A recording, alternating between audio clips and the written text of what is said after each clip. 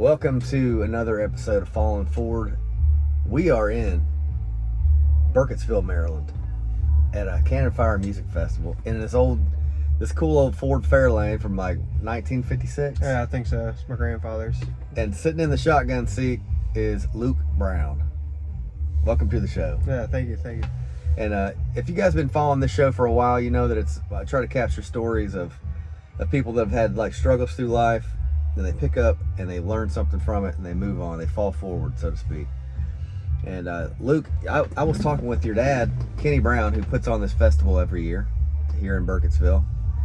And he was telling me a little bit about your backstory, but I wanted to kind of like hear from you, man, like some of the things that you've been through in your life and some of the stories and the wisdom you've gained from being in that situation. Yeah, and getting out of it, man. I don't know how much wisdom I've gained from it, but it was definitely a rough road. wasn't fun, and I don't know, I guess everybody gets into it differently. For me, I'd gotten hurt and my back was messed up.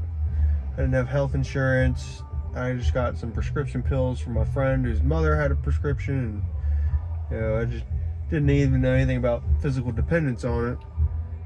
And before I realized that I was already addicted to the shit, and that was just the tip of the iceberg, the beginning of it. And I ended up going to jail, being clean from it for 14 months. I think I was incarcerated for. I mean, it's just the county jail stay, so it wasn't anything serious. But I don't know, it was a wild ride. And I came back and broke my leg really bad racing dirt bikes, which had always been a core passion of mine. And I got put on a lot of pain medicine for that. Fell back into the same loop.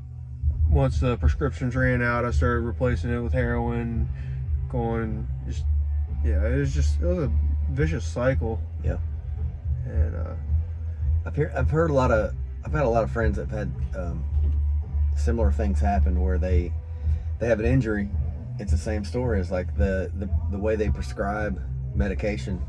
Yeah. Especially back in the day, man. I think they're more conscious of this now. Right. Because of the problems that it created. But back in the day, man, I remember I got in a car accident one time, and they prescribed me some oxycodone, and it was like I wasn't that hurt.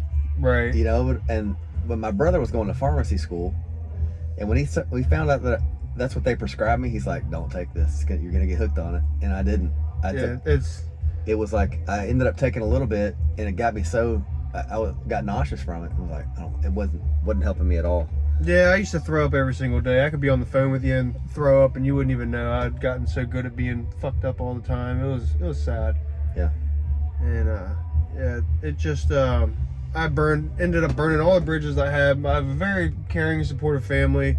I've made amends with everything. Obviously now I've got over 7 years clean now. I have a beautiful child, nice, soon to be wife. I don't know. I haven't asked yet, but she expects it. But everything's so much better now. But back to the past that I don't really talk about much. But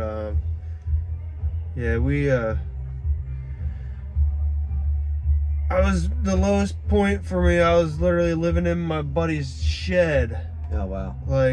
And I always worked. I always had a job. Like, my boss would come pick me up because I didn't have a vehicle. I didn't have shit. Like, all my money went into drugs. I stayed high.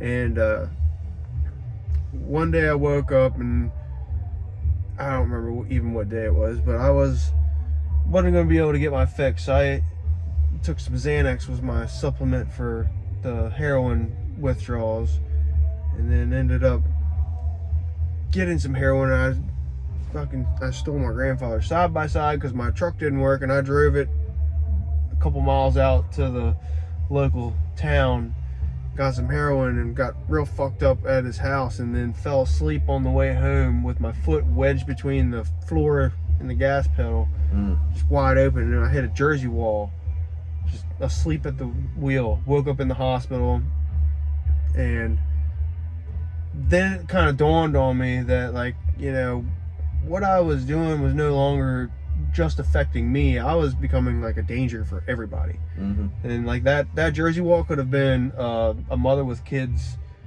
sitting at a school bus, and I could have just killed everybody. And it just kind of like made me realize, like, you know, at that point I was 29. It's like, I'm almost 30 years old. I need to fucking grow up and get my shit together. So I made a decision that I was done with it all then, and I changed everything. I didn't talk to the people that I used to hang out with all the time, people that I knew were using drugs and would lead me back into that temptation. I stayed away of all of it. I didn't have any money, so I went fishing a lot. That was a really good time filler. And I was, with my injury, I knew, like, I'd always been, I had to dig up my passion was racing dirt bikes. And I knew if I was going to race dirt bikes, it was just a matter of time before I got hurt. Yeah. So I needed to prove to myself that I could heal and tolerate the pain without any opiates. So I did that with I tore all 4 of the ligaments and tendons in my knee and broke my kneecap.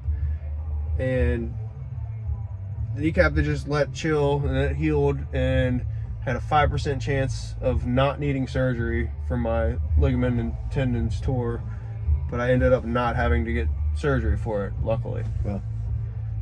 And so I made it through that, and it proved to myself that I was, you know, ready to, I could go on, I could ride dirt bikes, and if anything happened, I wouldn't need any painkiller, which I've messed up my shoulder. I got a permanent lump in my left shoulder now from where I tore my AC, which is the tendon that holds your shoulder to your collarbone.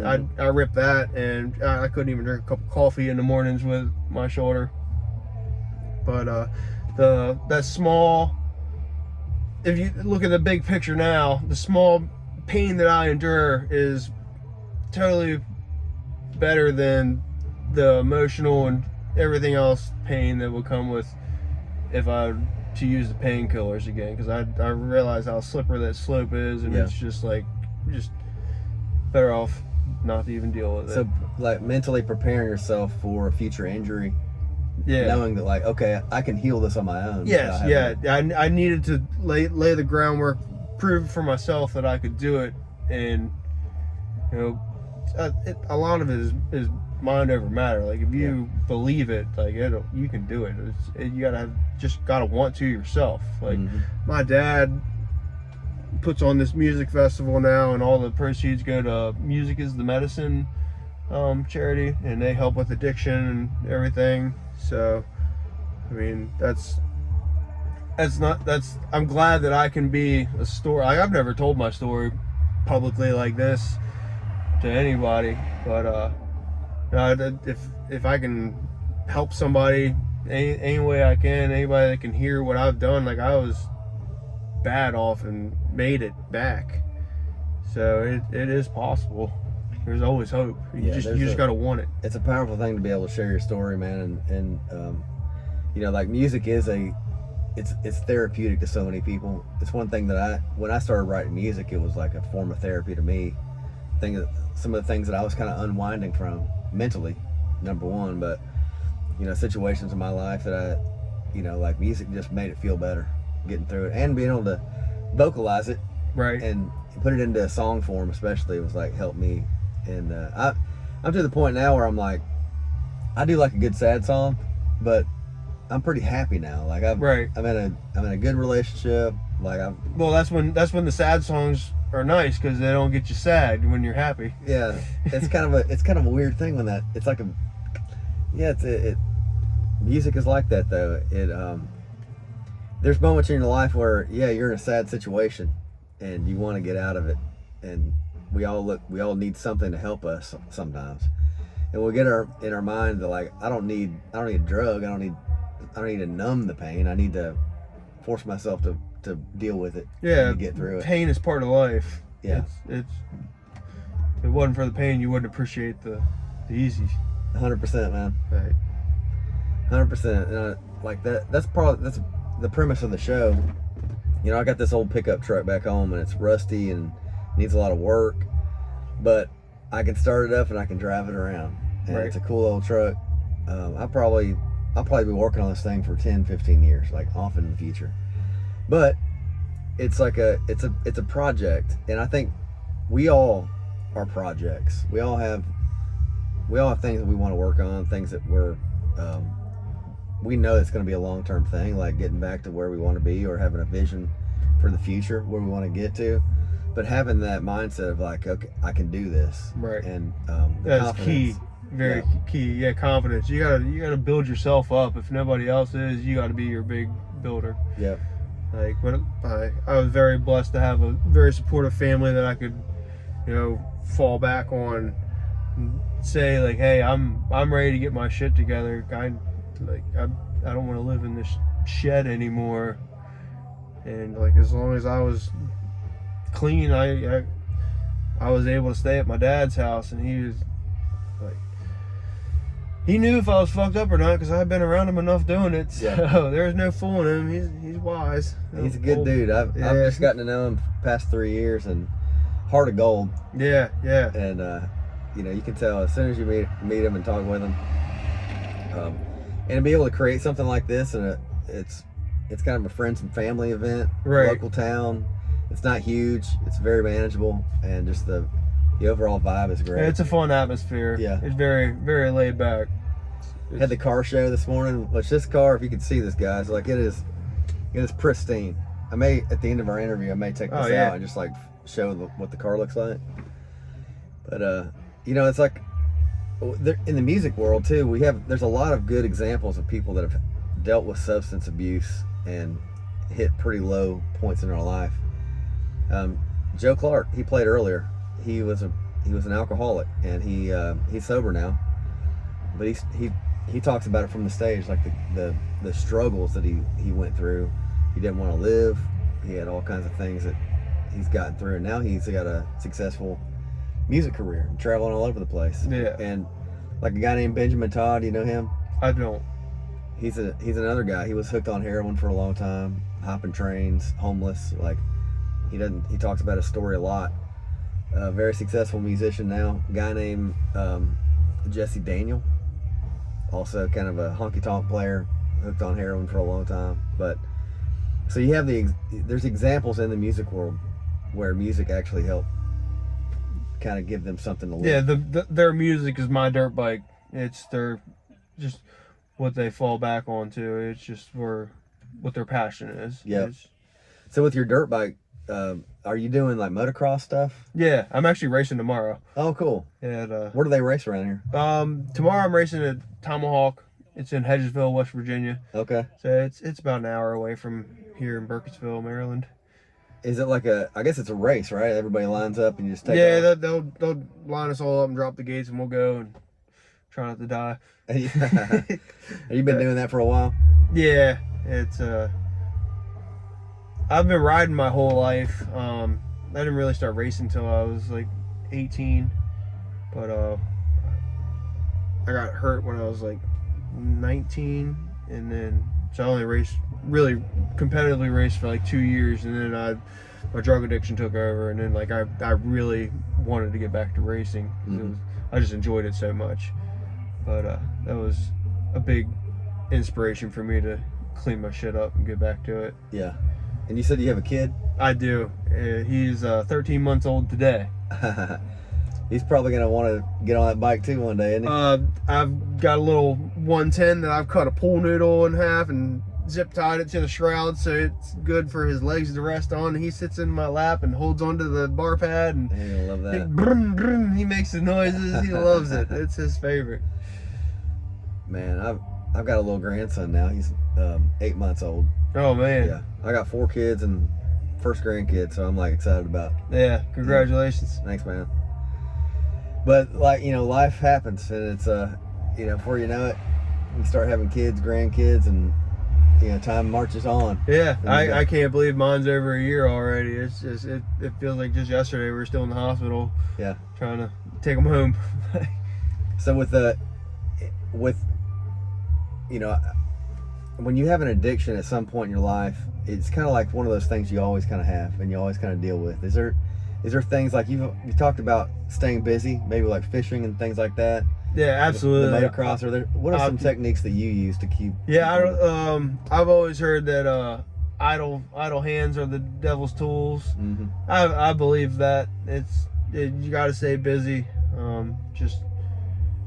I have ADHD, so I can't stay focused on the same thing for very long. So I do the motocross, I do the fishing, I go hunting, I hunt for mushrooms and antler sheds, and I do a lot of outdoor activities. My girlfriend likes to go hiking, so we do that, and it's pretty much anything outside I like to do. And, well, that's cool, man. I know there's a lot of people that watch the show is going to get some motivation from hearing your story, being open about it and stuff like that. What are some other hobbies you've got? Like you do a lot with the motorcycle and motocross stuff. Like, is there any other things that you do around town, like hobby wise? Not really. Play with my kid. Yeah. And the motocross takes up a lot of it. And besides work, that's never ending. Do you like ride like street bikes too, or? I never got into the street bikes. All my friends got them when we were teenagers, and they all got hurt really bad. And I was like, well, you know what? I get hurt bad enough in the dirt. I don't need to add distracted drivers to the factor. Yeah. I had one for like 5 or 6 years, and I laid it down 3 times, and each time I was like, man, that could have been really, really bad. Yeah. And I ended up selling it because it wasn't worth the risk. I just don't trust other drivers. I'm fully capable of riding it, but I also know how I'd ride it once I got out there. Yep. I'd be like good with it for like a day, and then I'd be crack. If I got anything, it'd be a dual sport. But then I'd also be like seeing people's yards. I'm like, that's a cool jump. Let me try that. Yeah, getting out and testing it out. I had a BMW dual sport one time. A buddy of mine sold it to me for cheap because he was buying a new one, and but it was a good one. But I didn't like I felt like I was sitting up on top too high off the road. My Harley that I had, like, you kind of sit low in it. Right. The handlebars were up here, which I like that better. But I never could get used to it, so I ended up selling that thing too. Yeah. But before we end the interview, man, I'm gonna get this camera out there. I want to show everybody this car. Oh yeah, this thing's mint. This is pride and joy. He loves this really thing. Cool. And this is your grandpa's car. Yeah, Sam Brown. Sam Brown. Yep. Does he have other like collectible cars like this? Antique cars? Nope, just this one. This is it. Man, it is primo. Yep, he loves it. I think this might have been like what his first car was when he turned 16, or I don't know, probably as old as he is, probably 14. It's very cool. Like it's like it's not mint condition. This is like a driver, but it's still, I mean, it's beautiful. Like, it looks pristine, but like as I'm looking around, this is like one he probably drives around a lot. Yeah, he takes it out regularly. That's very cool. Well, Luke, I appreciate you, man. Yeah. Telling me your story and getting on here. Thanks for having me. Falling forward. If you know somebody that's got a story of being down and getting out of it, and a success story, we're looking for those kind of stories. Make a comment of somebody you would like to recommend for the show. I'm based out of Kentucky, but literally, like, I've traveled all over. Yeah, you traveled a long ways to come up here. Yeah. Appreciate. We traveled 9 hours to get here, and we played a show earlier today with Daniel Kane and Micah Howard on a Riders Round. And I did an interview earlier with a guy that does the cigar lounge over there. So these are the first 2 interviews that I've done outside of my truck. Oh, all right. So it's a brand new thing. So, but it's still. We kept the Ford thing going at least. Got the Ford thing. Falling forward, man. Yeah. FOR''D. Yeah. So, Luke Brown, I appreciate you, man. Thank you. And this is an episode of Falling Forward. Don't go anywhere yet. I'm going to take you outside and show you this car. First of all, look at the, here's the dash, the inside of the car. I love these old wing windows right here. Yeah, the Javels. Yeah, my dad had a 59 Ford pickup truck and had that in there. Yeah. Back seat, back in the days where, I mean, that's a huge area back there. And this is almost like for its day, this is almost like a smaller.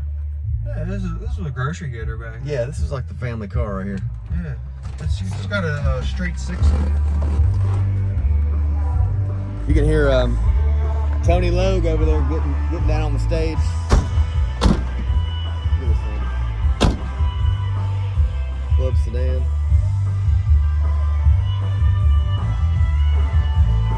This thing's badass.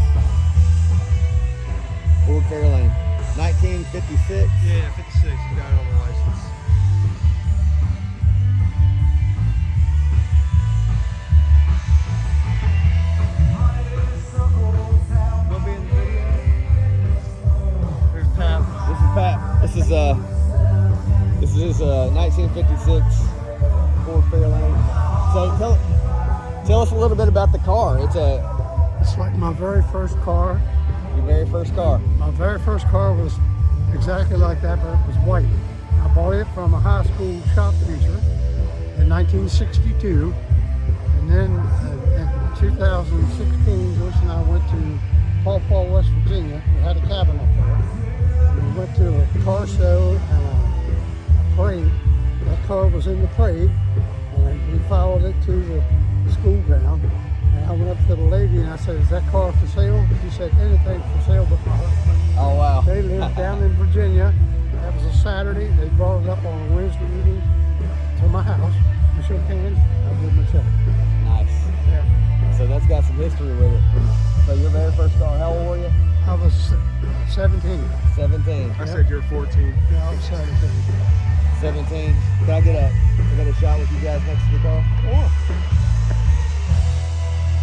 Now this was in a car show earlier today, wasn't it? yes, it was. But it didn't win. But And this is kind of like your daily driver, isn't it? yeah. Oh, yeah. Yeah, Well- my daily driver for Sunday to church. I love it. Yeah.